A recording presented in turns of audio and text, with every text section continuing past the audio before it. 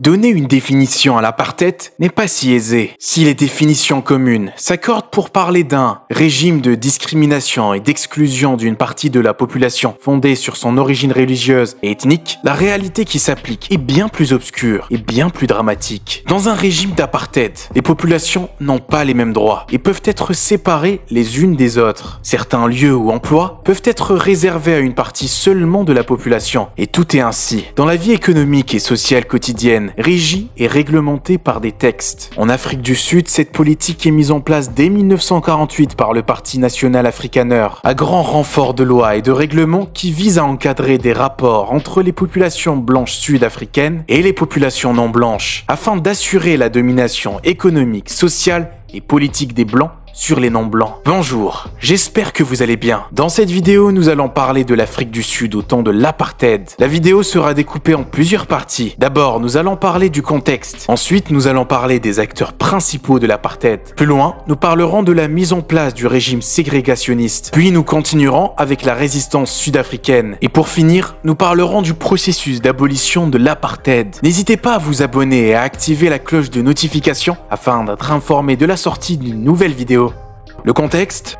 La colonisation de l'Afrique du Sud commence en 1652 avec la création de la colonie du Cap par la Compagnie hollandaise des Indes orientales. Les immigrants hollandais affluent vers ce nouveau territoire, suivis progressivement par d'autres calvinistes originaires de France, d'Allemagne et de Scandinavie. Ces populations blanches qui prennent le nom d'Afrikaner redoutent dès l'origine d'être noyées dans la masse des populations noires. C'est ainsi que tend à se constituer une identité afrikaner forte, fondée sur une langue, l'Afrikaans, une religion, le calvinisme et des activités telles que la traite des esclaves et leur exploitation dans le domaine agricole. Une prédisposition qui va se renforcer avec l'arrivée des Britanniques au 19e siècle, que les Afrikaners verront d'un mauvais œil. Malheureusement, la colonie du Cap sera définitivement cédée à la couronne britannique en 1814 et les Anglais ne tarderont pas à instaurer une véritable hégémonie culturelle et politique, allant même jusqu'à retirer l'Afrikaans comme langue officielle en 1822. La présence britannique au Cap obligera quelques Afrikaners à quitter les côtes pour rejoindre l'intérieur des terres et à créer des républiques indépendantes au nord du Cap. Durant la seconde moitié du 19e siècle, la situation s'envenimera suite à la mise en place d'une colonie de peuplement britannique qui mènera à la guerre des Boers entre 1899 et 1902. Malgré des tentatives de compromis entre Britanniques et Afrikaners, l'opposition idéologique et économique n'en restera pas moins fort chez ces derniers. En effet, si les Afrikaners cherchent à contrôler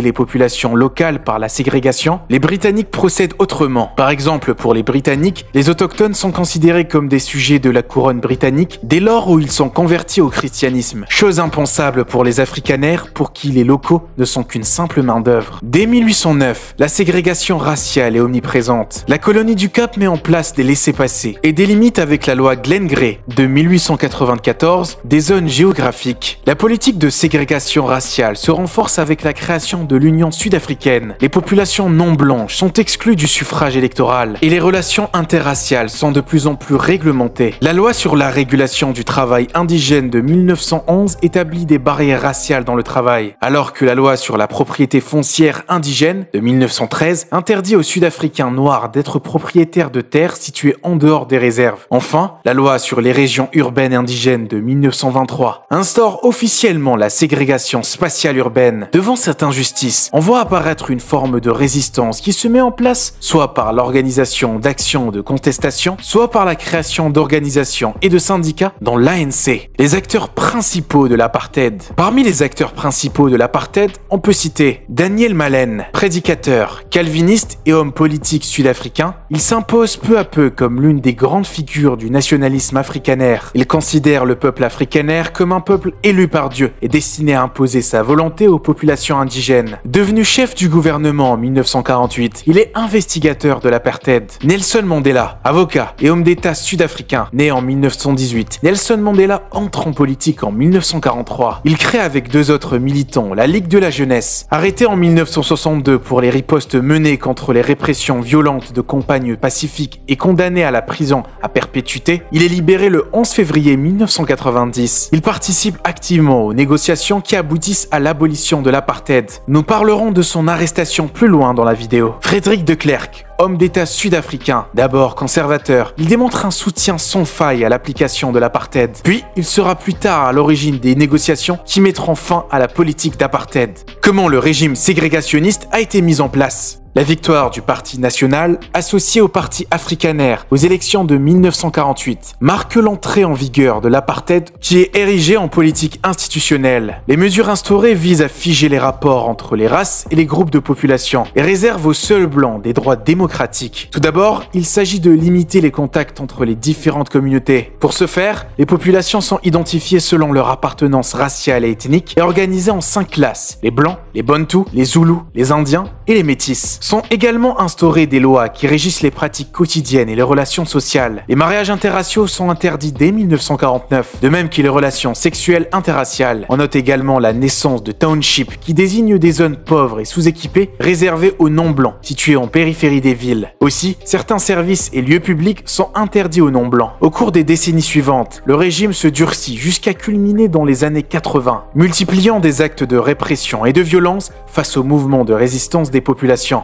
Comme loi de l'apartheid, on peut citer la loi interdisant les mariages mixtes de 1949, la loi d'immoralité de 1950 qui interdit les relations sexuelles entre blancs et non-blancs, la loi se référant à l'obligation des laissez-passer pour les noirs âgés de plus de 16 ans, ainsi que celle limitant le droit des noirs à résider en ville, les lois de 1953 qui établissent la ségrégation dans tous les établissements scolaires, ainsi que celle interdisant le droit de grève aux travailleurs noirs, la loi de 1954 qui vise à relocaliser les indigènes qui vivent en zone blanche, la loi de 1956 qui favorise la discrimination raciale dans le secteur du travail, la loi de 1959 qui dote les Noirs, les Indiens et les Métis d'universités qui leur sont propres, la loi de 1970 qui a pour but de retirer la nationalité sud-africaine aux populations noires. La résistance sud-africaine. La résistance à l'apartheid est principalement le fait de la communauté noire. Elle prend dans un premier temps la forme de campagne politique qui passera par le boycott des transports publics. En effet, les populations de township préfèrent se déplacer à pied pendant des mois afin d'obtenir gain de cause. La désobéissance civile se concrétise en 1959 avec la campagne de défiance appelant à transgresser volontairement et pacifiquement les lois d'apartheid. Le gouvernement qui n'apprécie guère ces initiatives fait arrêter les membres de l'ANC pour trahison. D'autres revendications suivront, telles que la manifestation pacifique de protestation contre le port du laissez-passer imposé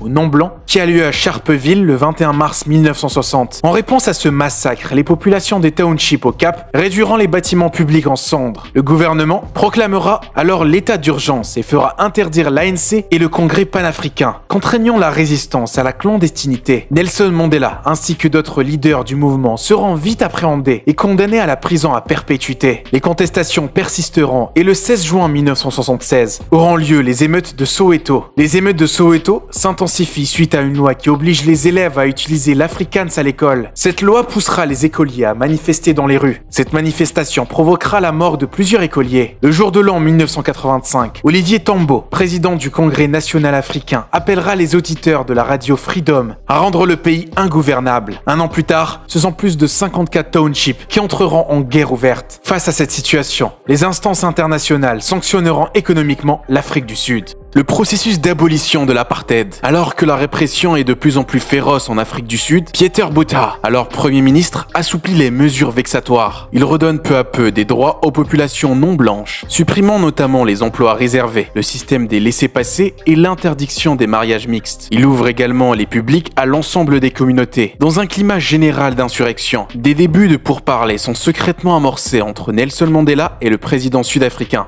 Mais ceci reste peu fructueux jusqu'à l'arrivée de Frédéric de Klerk au pouvoir en août 1989 qui souhaite mettre fin à l'apartheid. Si, à l'origine, ce dernier est un conservateur comme nous l'avons indiqué précédemment dans la vidéo, il estime publiquement dès le début de l'année 1989 que l'Afrique du Sud ne peut poursuivre sur cette voie et que des négociations doivent avoir lieu. Il est soutenu en cela par l'ONU qui adopte le 14 décembre 1989 une résolution appelant à la tenue des négociations afin de mettre un terme à l'apartheid et d'instaurer une démocratie non raciale. Frédéric de Klerk Klerk annonce devant le monde entier la levée de l'interdiction pesant sur l'ANC et les partis politiques. Il suspend la peine de mort et la libération des prisonniers politiques. Il ouvre également la voie aux premières élections démocratiques multiraciales du pays. Par ce discours et la libération de Nelson Mandela le 11 février, Frédéric de Klerk envoie un signal aux forces sud-africaines et mondiales et entame officiellement les négociations avec l'ANC qui suspend définitivement la lutte armée. Un an plus tard, au mois de juin 1991, les lois fondatrices du régime de l'apartheid sont abolies. Les instances internationales lèveront les sanctions économiques vis-à-vis de l'Afrique du Sud. Les années à venir, Nelson Mandela prendra le pouvoir et mettra en place un gouvernement d'union nationale. Pour conclure, si l'Afrique du Sud a retrouvé une certaine stabilité après l'abolition des lois d'apartheid, les difficultés qui lui restent à surmonter sont encore nombreuses en effet. Les conséquences de l'apartheid sont toujours présentes en Afrique du Sud et les inégalités perdurent toujours car la mainmise des Blancs sur les terres reste forte et beaucoup de Noirs résident encore dans les townships. Nous arrivons à la fin de cette vidéo. Portez-vous bien,